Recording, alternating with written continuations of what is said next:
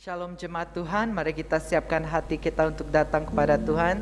Kita sangat bersyukur kita dapat beribadah bersama-sama sekali lagi pada pagi hari ini. Jadi mari kita siapkan pikiran kita, hati kita hanya fokus kepada Tuhan. Tuhan Allah Bapa, kami sangat bersyukur untuk kebaikan-Mu. Kami sangat bersyukur untuk kasih dan anugerah-Mu Tuhan. Terima kasih Tuhan.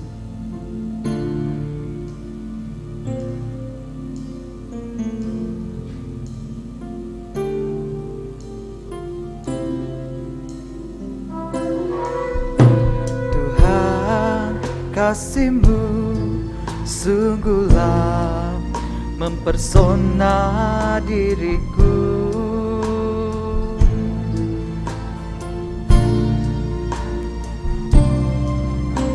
Tuhan, kuasa-Mu sungguhlah menggetarkan hatiku.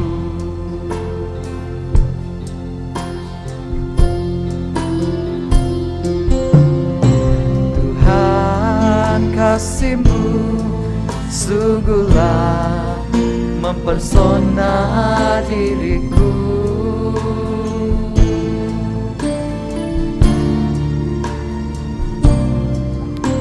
Tuhan, kuasa-Mu sungguhlah menggetarkan hatiku.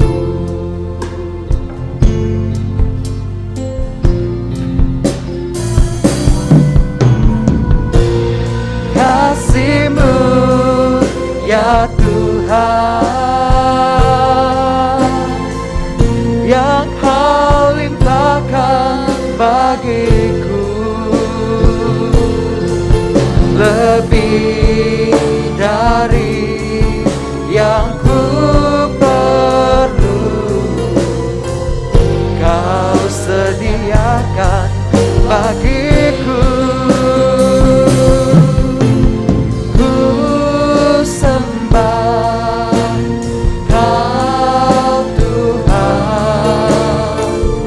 Sepanjang umur hidupku,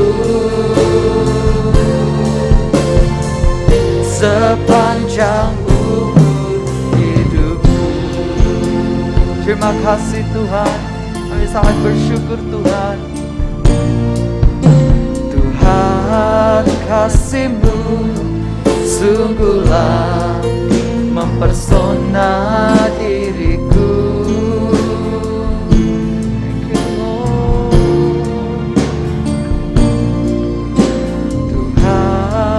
Kuasa-Mu sungguhlah menggetarkan hatiku. Kasih-Mu Tuhan, kasih-Mu ya Tuhan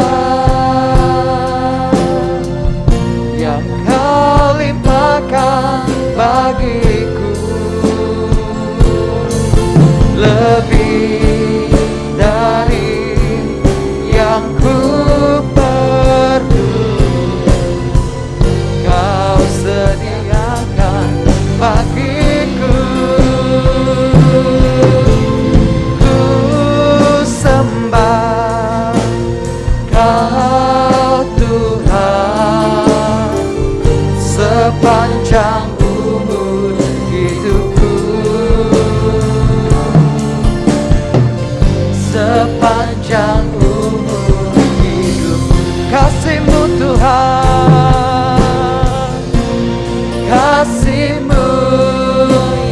Tuhan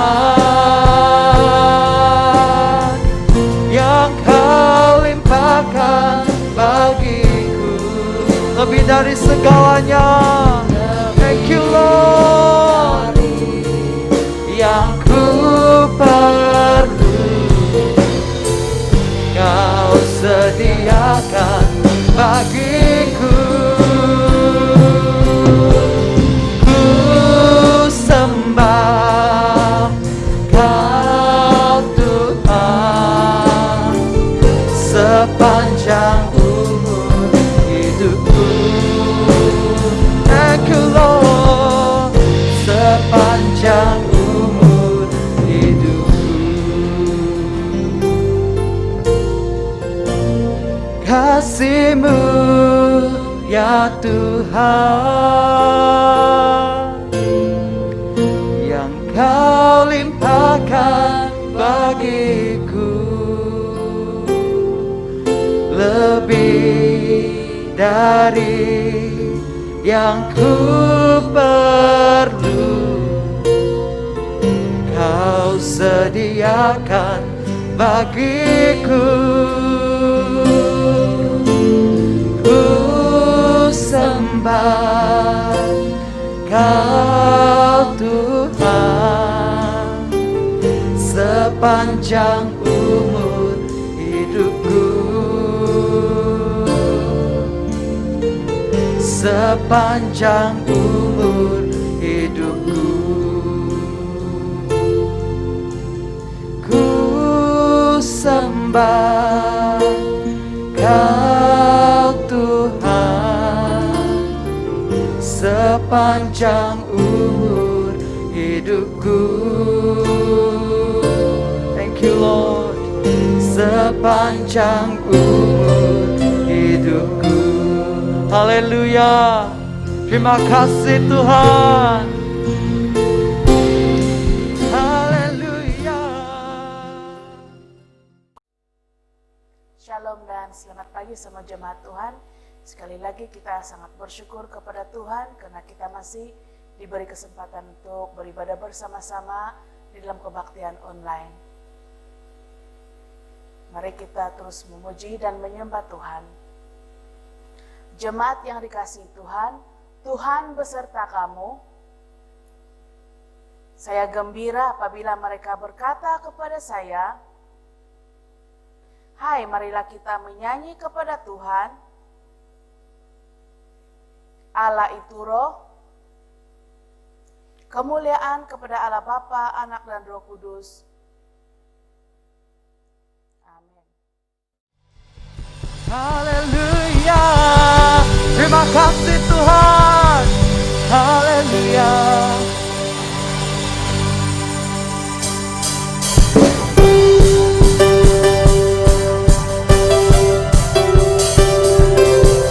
Kami bersyukur Tuhan.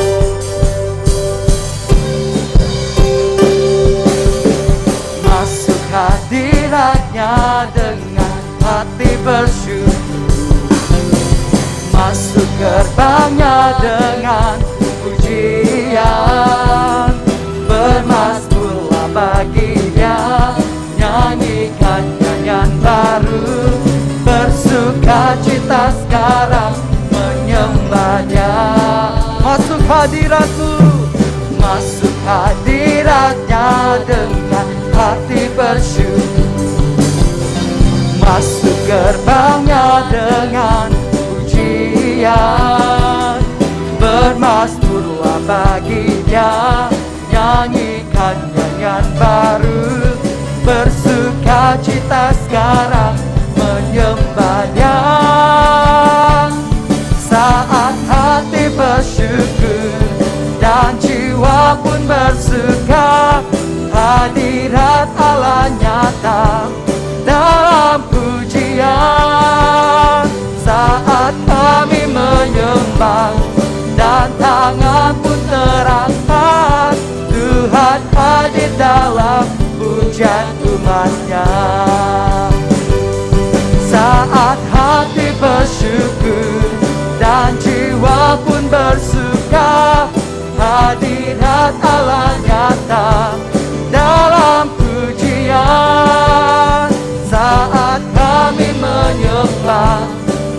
tangan pun terangkat. Tuhan hadir dalam hujan umat.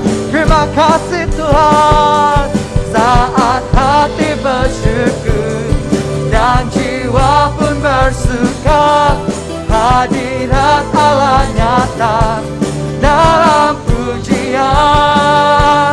Saat kami menyembah dan tangan pun terangkat, Tuhan hadir dalam hujan umatnya. Tuhan hadir, Tuhan hadir dalam hujan umat. Engkau hadir di tengah kami Tuhan. Tuhan hadir dalam hujan umatnya. Haleluya, thank you Lord. Haleluya Tuhan. Kami bersyukur Tuhan untuk kasih dan anugerah-Mu Tuhan, kesetiaan-Mu di sepanjang hidup kami Tuhan. Kami sangat bersyukur Tuhan, dan tidak ada hal yang boleh datang dan menghalang kami untuk datang menyembah Engkau Tuhan. Terima kasih Tuhan.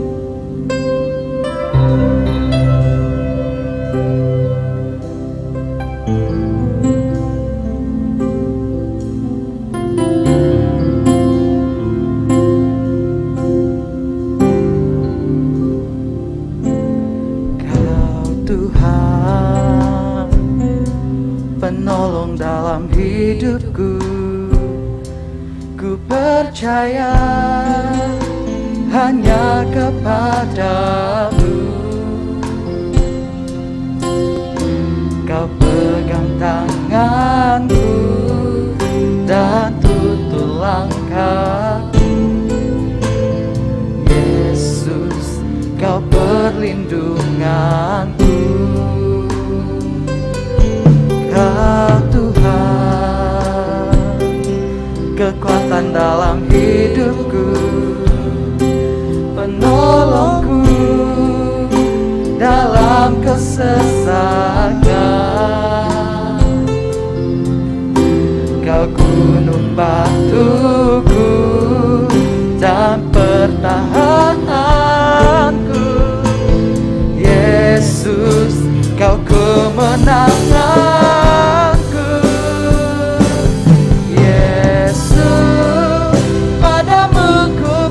Seru, Kaulah penyelamatku, terpujilah Kau Tuhanku. Mulutku memuji nama-Mu sepanjang umur hidupku, terpujilah Kau Tuhanku di atas segalanya. Terima kasih Tuhan. Kau Tuhan, penolong dalam hidupku, ku percaya hanya kepadamu. Thank you Lord. Kau pegang tanganku dan tutur langkahku. Yesus, Kau perlindunganku. Kau Tuhan, kekuatan dalam hidupku, penolongku dalam kesesakan. Amin Tuhan. Kau gunung batuku dan pertahananku. Yesus, Kau kemenanganku. Yesus, padamu ku berseru, Kaulah penyelamatku, terpujilah Kau Tuhanku.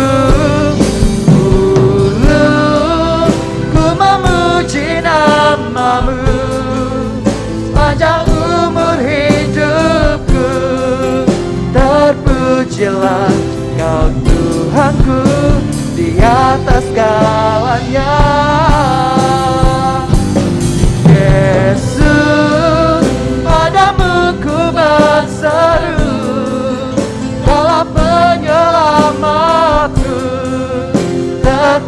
terpujilah Kau Tuhanku.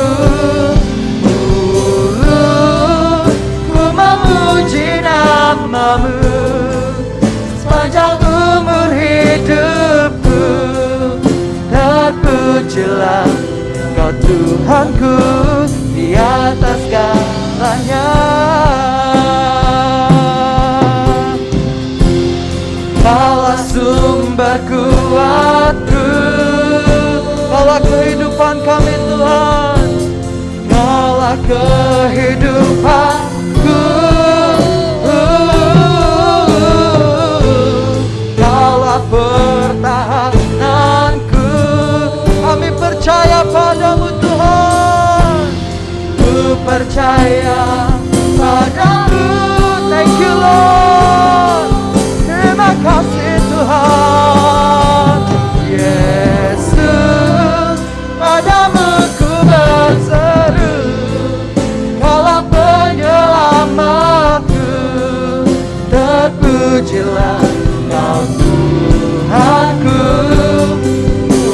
Mulutku memuji namamu sepanjang umur hidupku. Terpujilah Kau Tuhanku di atas segalanya. Terima kasih Tuhan. Yesus, padamu ku berseru, Kaulah penyelamatku. Terpujilah Kau Tuhanku. Mulutku memuji namamu sepanjang umur hidupku. Terpujilah Kau Tuhanku di atas segalanya. Terima kasih Tuhan. Dan pada saat ini Tuhan, kami hanya mau fokus hanya kepada Engkau Tuhan. Kau satu-satunya Tuhan kami, tempat bersandaran kami Tuhan, tempat kami berseru dan berharap Tuhan. Terima kasih Tuhan untuk kesetiaan-Mu Tuhan, untuk anugerah-Mu Tuhan. Kami sangat bersyukur Tuhan. Thank you Lord.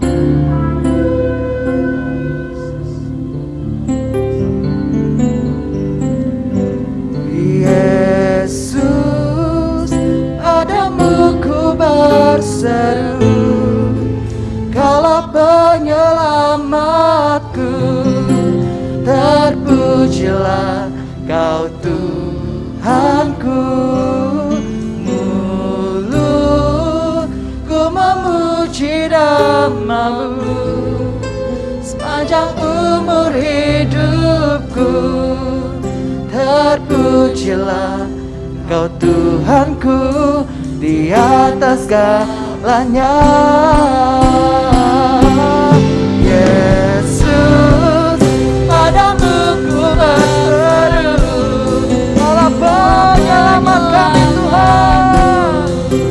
Terpujilah Kau Tuhanku.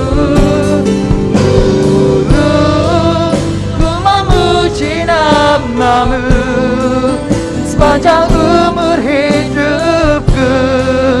Terpujilah Kau Tuhanku di atas segalanya.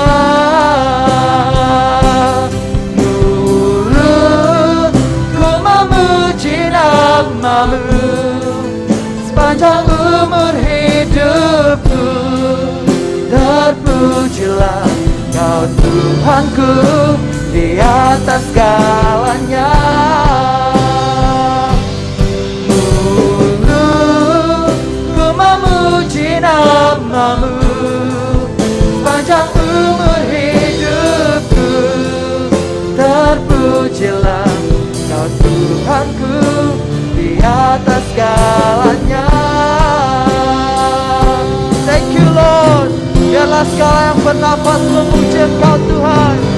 Terima kasih Tuhan. Haleluya. Glory bagimu Tuhan. Pengakuan iman Naisin, mari bersama-sama. Saya percaya kepada Allah yang Tunggal, Bapa yang Maha Kuasa, Pencipta langit dan bumi. Saya percaya kepada Tuhan Yesus Kristus, Anak Tunggal Allah, yang dilahirkan oleh anak darah Maria. Dia menderita semasa pemerintahan Pontius Pilatus.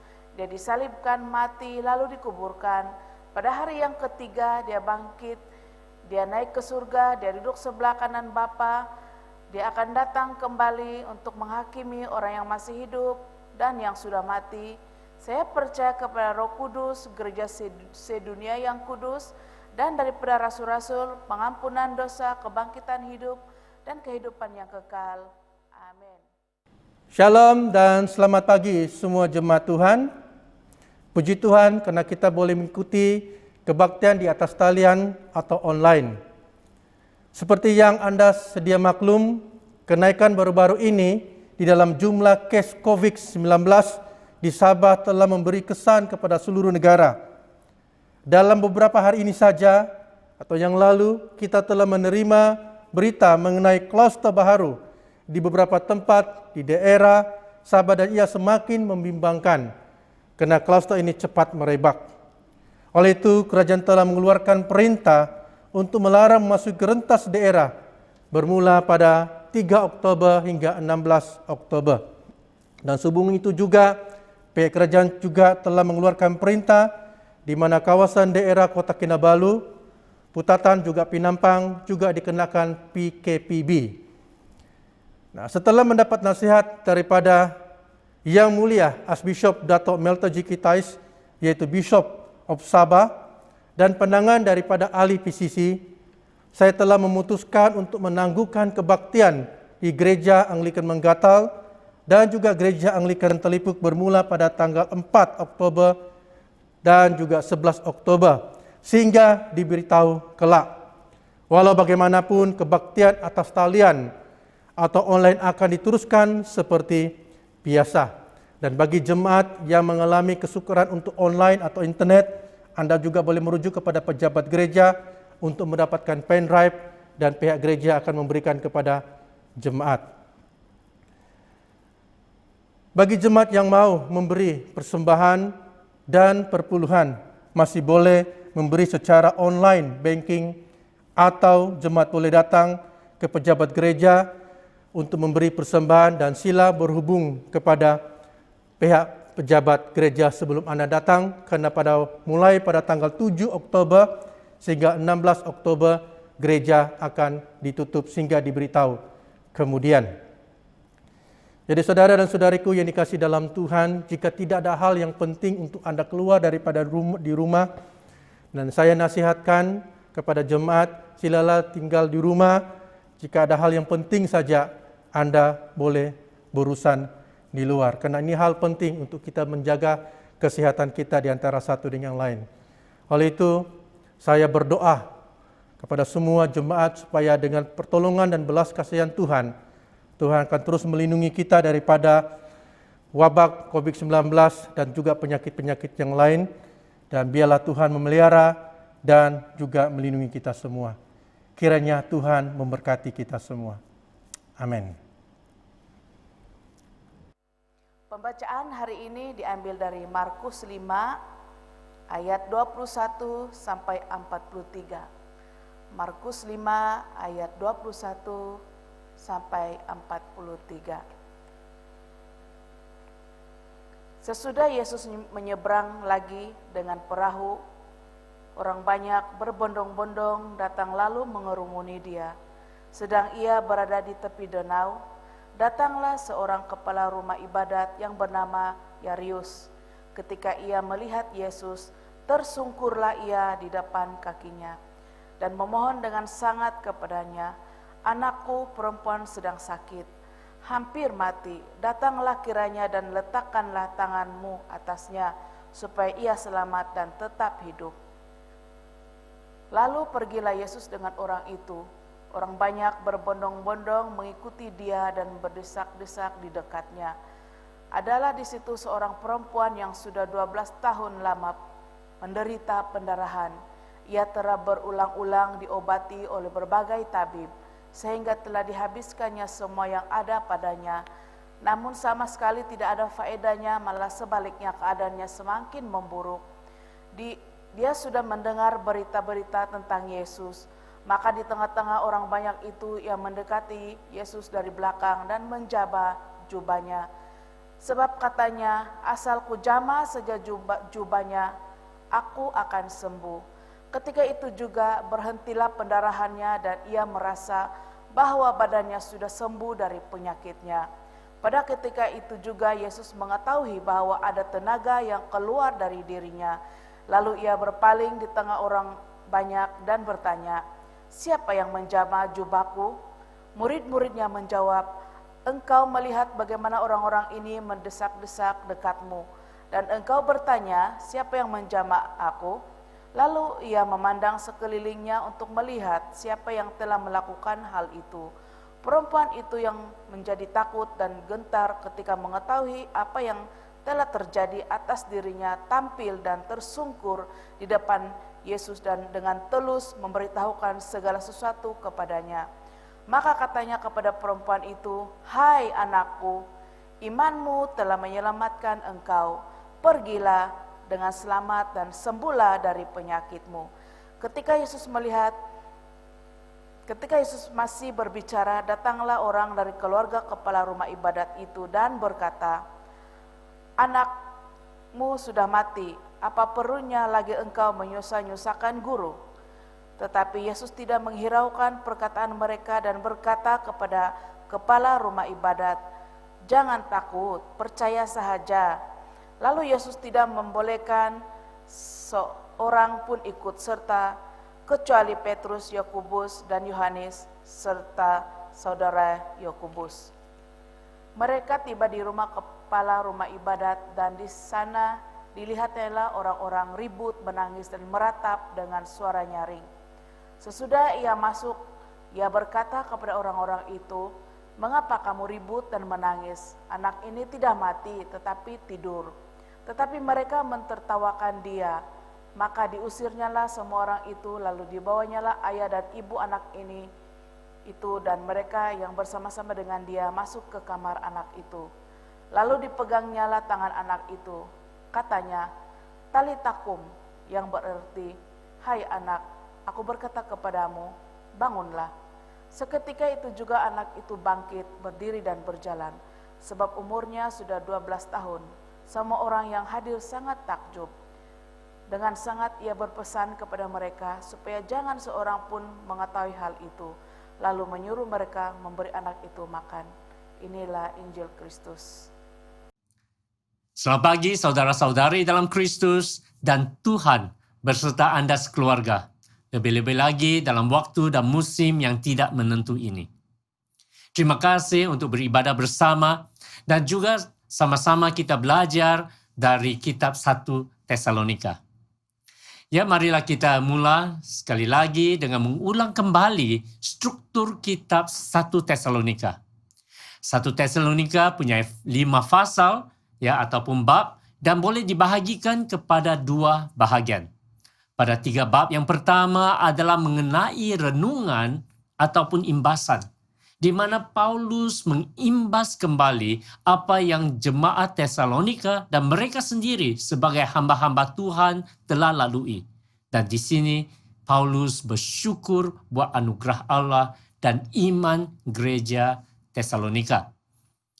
Kita telah melihat pada minggu yang lalu apabila Paulus melihat iman jemaat Tesalonika di dalam Allah.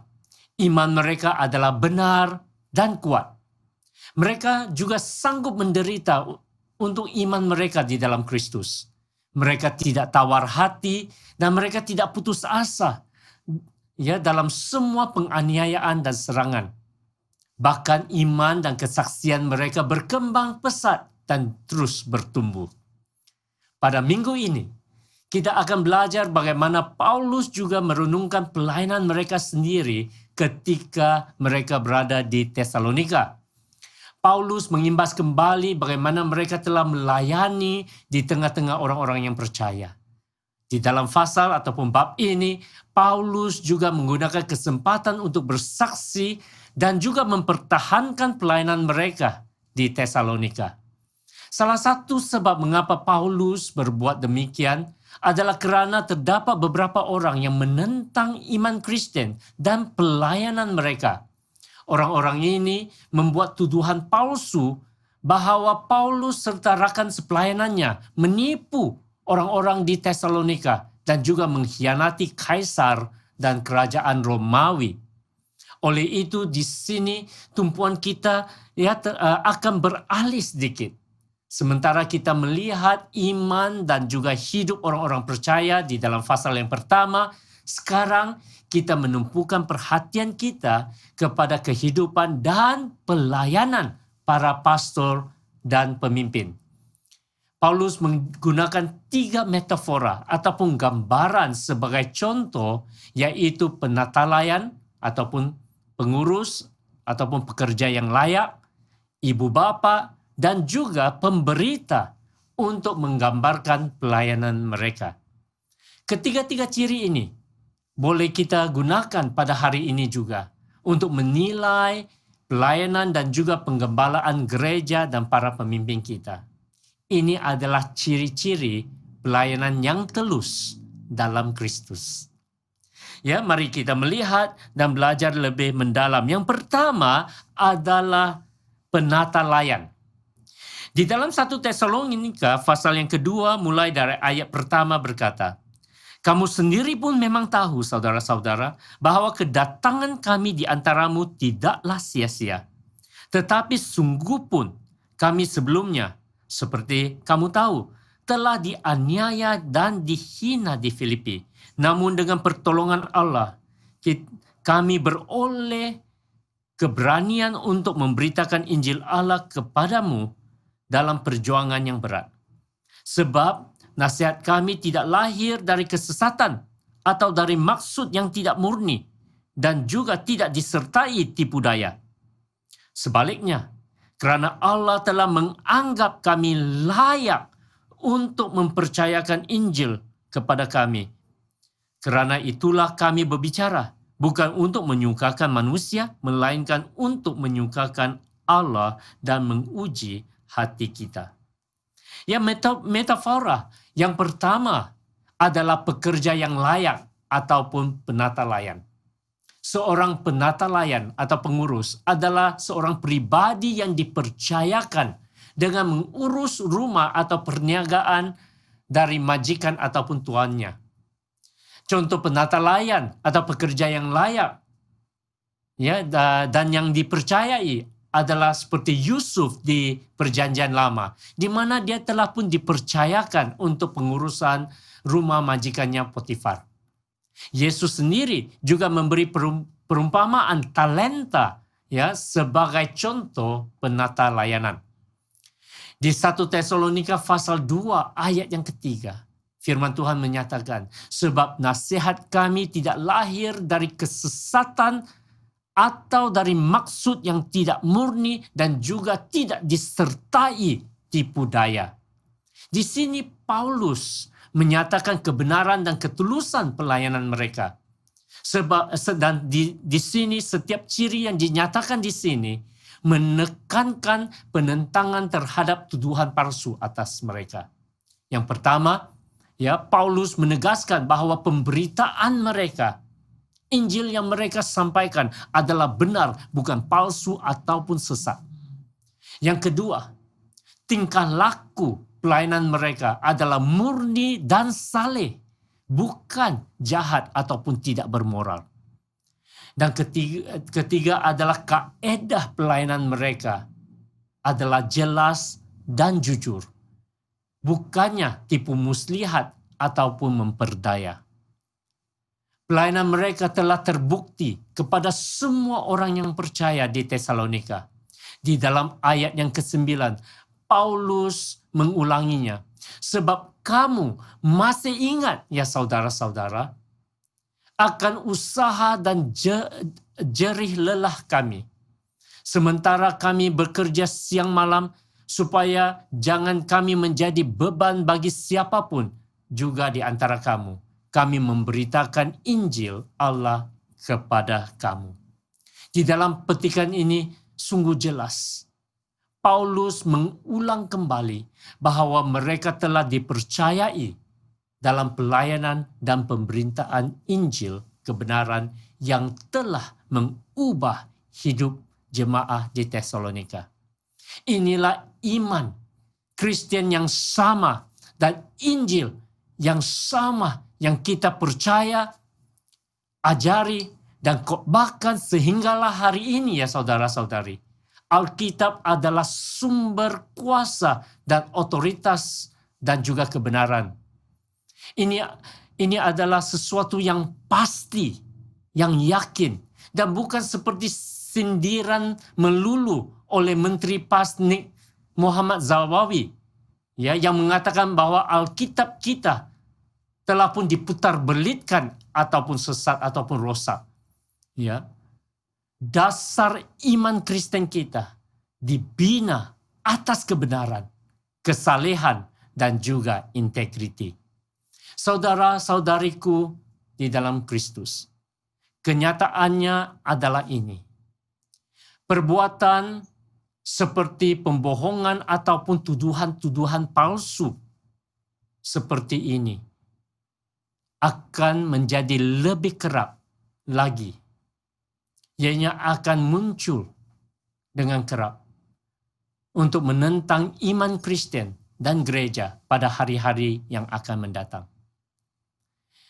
Jawaban yang terbaik ya untuk mengatupkan ataupun mendiamkan mulut mereka adalah melalui kemurnian dari berita Injil, kesalehan hidup kita, dan juga integriti pelayanan kita. Janganlah ya biarkan kejahatan menguasai hidup kita sehingga membuat kita tersimpang dari kebenaran ini. Ini adalah sebabnya mengapa Paulus mengingatkan Timotius ya sebagai seorang pastor muda, dan Paulus ya menasihatkannya dengan kata-kata ini. Usahakanlah supaya engkau layak di hadapan Allah sebagai seorang pekerja yang tidak usah malu, yang berterus terang memberitakan perkataan kebenaran itu. Paulus juga menambahkan dengan kata-kata ini, tetapi hindarilah dari omongan yang kosong, yang berarti ya sama ada perdebatan ataupun ya kata-kata ya yang tidak bermakna dan yang tak suci, kerana ini hanya akan menambahkan kefasikan.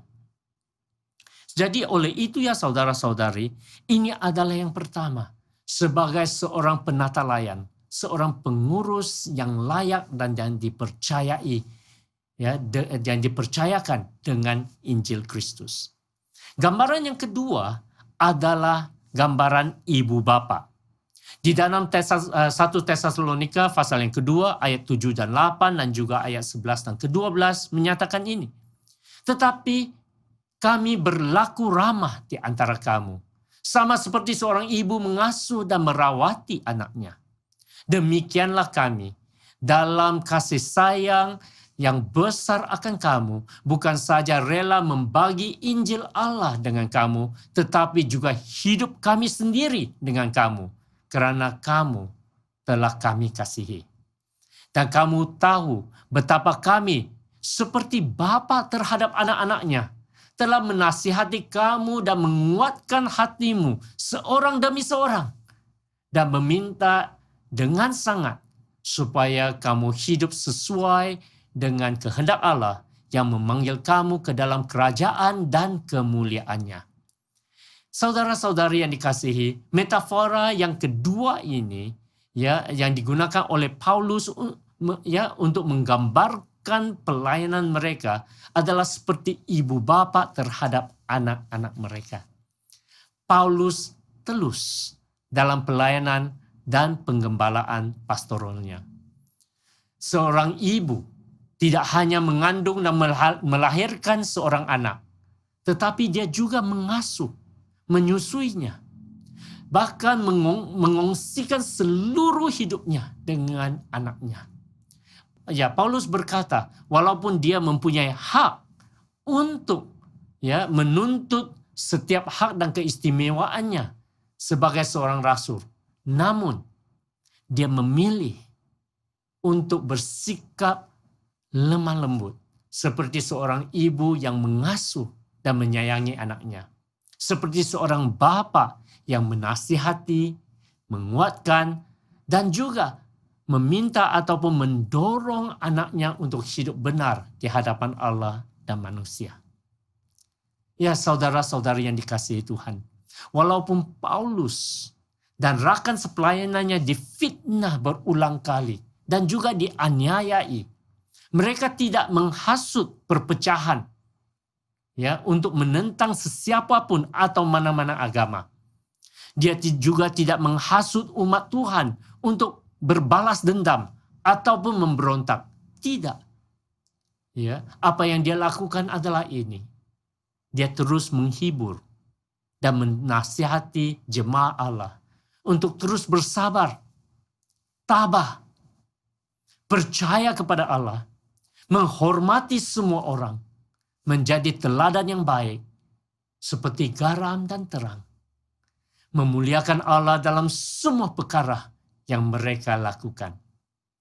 Paulus serta rakan sepelayanannya tidak juga mengambil kesempatan ke atas gereja yang mereka gembalakan. Malah mereka setia dan berkorban di dalam penggembalaan mereka.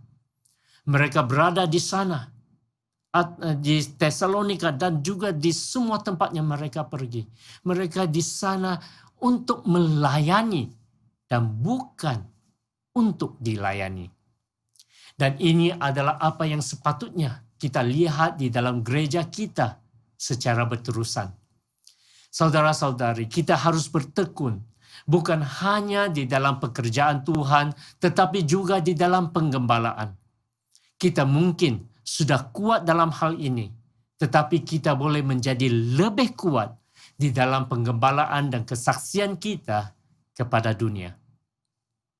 Nah, akhir sekali yang ketiga adalah metafora pemberita. Di dalam 1 Tesalonika pasal yang kedua ayat yang ke-13. Dan karena itulah kami tidak putus-putusnya mengucap syukur juga kepada Allah. Sebab kamu telah menerima firman Allah yang kami beritakan itu. Bukan sebagai perkataan manusia, tetapi, dan memang sungguh-sungguh demikian, sebagai firman Allah yang bekerja juga di dalam kamu yang percaya. Ya, gambaran yang terakhir ini adalah seorang pemberita. Seorang pemberita adalah seorang yang mengisytiharkan Injil Kristus. Paulus serta rakan sepelayanannya berkhotbah walaupun dalam masa penentangan, penganiayaan, dan juga dalam waktu-waktu bahaya. Penganiayaan tidak menghalang pelayanan ataupun pekerjaan Tuhan. Apabila kita memiliki iman yang kuat dan hidup seperti ini, apapun kesukarannya tidak akan menghalang pemberitaan Injil. Ini sungguh terbukti dari pelayanan para rasul. Apabila satu pintu tertutup, Tuhan membuka pintu yang lain dan mereka pergi ke tempat itu. Paulus sendiri bersaksi di dalam ayat-ayat yang pertama di dalam 1 Tesalonika pasal 2 ayat pertama dan kedua. Di situ dia menyaksikan, kamu sendiri pun memang tahu, saudara-saudara, bahwa kedatangan kami di antaramu tidaklah sia-sia. Tetapi sungguh pun kami sebelumnya, seperti kamu tahu, telah dianiaya dan dihina di Filipi. Namun, dengan pertolongan Allah kita, kami beroleh keberanian untuk memberitakan Injil Allah kepada kamu dalam perjuangan yang berat. Yes, saudara-saudari dalam Kristus, hidup kita di dalam dunia ini, kita akan alami banyak tantangan. Kita hidup di dalam dunia yang bergelora. Serangan-serangan dan juga cabaran-cabaran akan datang dari berbagai sudut. Sementara kita menumpukan perhatian kepada pertumbuhan iman secara pribadi dan berjalan setia di dalam Tuhan, kita juga perlu mengingat para pastor dan para pemimpin di dalam gereja kita. Yesus pernah mengatakan ini, di mana dia telah pun memberi nasihat kepada murid-muridnya mengenai penderitaan dan kematiannya yang akan berlaku di atas dirinya. Di dalam Matius pasal 26 ayat 31, Tuhan Yesus berkata kepada mereka, "Malam ini kamu semua akan tergoncang imanmu karena aku. Sebab ada tertulis, aku akan membunuh gembala dan kawanan domba itu akan tercerai-berai." Ya saudara, ini adalah satu kebenaran mengenai domba yang tercerai-berai apabila seseorang gembala ditimpa musibah, dan ini tetap masih nyata pada hari ini. Iblis dan dunia masih lagi bertubi-tubi menyerang para pastor dan pemimpin tanpa henti. Uang, seks, dan juga kuasa adalah 3 godaan utama yang menentang setiap manusia. Dan para pastor dan para pemimpin kita jugalah manusia. Ramai orang dan hamba-hamba Tuhan telah pun jatuh oleh kerana godaan-godaan ini. Dan lebih ramai lagi akan jatuh sekiranya kita tidak perhatikan dan melindungi satu sama lain. Secara kebetulannya saudara-saudari, pada bulan Oktober ini juga adalah bulan di mana seluruh jemaat digalakkan untuk menghormati ataupun menghargai pastor Anda. Nah, amalan ini kurang dirayakan di antara gereja-gereja di Asia. Mungkin karena amalan ini jarang ataupun tidak diperkenalkan, ataupun oleh kerana sikap orang-orang Asia yang agak segan dan juga malu, kita tidak ingin meninggikan kedudukan para pastor. Takut-takut kepala mereka besar nanti. Namun ianya adalah sangat penting untuk berdoa untuk para pastor kita dan juga untuk para pemimpin kita. Apabila emosi dan kerohanian para pastor dan pemimpin, tidak kira sama ada pemimpin sel ataupun penyelia sel ataupun pemimpin-pemimpin lain. Apabila emosi dan kerohanian mereka kuat, maka gereja juga akan menjadi kuat secara emosional dan juga kerohanian. Demikian juga sebaliknya. Apabila para pastor dan pemimpin menjadi lemah, gereja juga akan merundun jatuh dengan cara yang sama. Oleh itu, pada minggu ini dan minggu-minggu seterusnya, saya menggalakkan Anda semua untuk menghormati dan menghargai pemimpin Anda. Tidak kira sama ada para padri ataupun pastor, penyelia sel ataupun pemimpin sel. Di dalam semua penghargaan dan penghormatan yang Anda berikan kepada para pastor dan pemimpin, tidak kira sama ada dorongan ke, sokongan, hadiah dan sebagainya. Yang terbaik adalah doa, di mana kita berdoa untuk mereka sebagai seorang pastor dan juga pemimpin. Kami sangat-sangat memerlukan doa perlindungan. Berdoa supaya pelayanan kami akan menjadi seperti apa yang Paulus katakan di dalam 1 Tesalonika pasal yang kedua. Kami rindu ya, sebagai para pastor ataupun pemimpin, kami rindu untuk menjadi seorang penata layan ataupun hamba-hamba yang layak bagi Tuhan. Kami rindu untuk menjadi ibu bapa rohani yang baik bagi seluruh gereja. Kami juga rindu untuk menjadi pemberita yang setia terhadap pemberitaan Injil.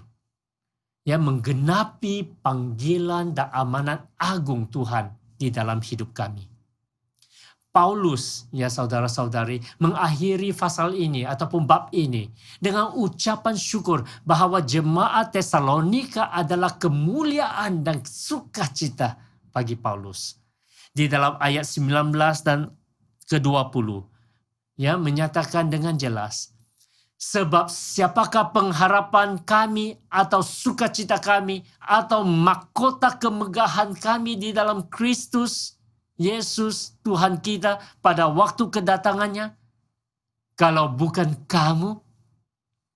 Sungguh, kamulah kemuliaan dan juga sukacita kami. Saudara-saudari yang dikasihi Tuhan, inilah doa dan juga harapan setiap pastor dan setiap pemimpin. Bahwa kami semua sebagai hamba-hamba Tuhan mampu mengatakan kata-kata ini kepada gereja yang mereka gembalakan ataupun sel, kelompok sel yang mereka pimpin dan gembalakan. Di mana kata-kata seperti Paulus ini, Anda adalah kemuliaan dan sukacita kami. Oleh itu marilah kita bekerja sama supaya kita boleh menjadi kemuliaan dan sukacita buat satu sama lain. Saudara-saudari, untuk mengakhiri khotbah pada pagi ini, marilah kita meresponi dengan lagu ini. Dan di dalam lagu ini, saya mendorong Anda untuk menyanyikan sebagai satu doa Anda buat pastor-pastor ataupun pemimpin sel Anda. Mari kita mendekati Tuhan. Amin.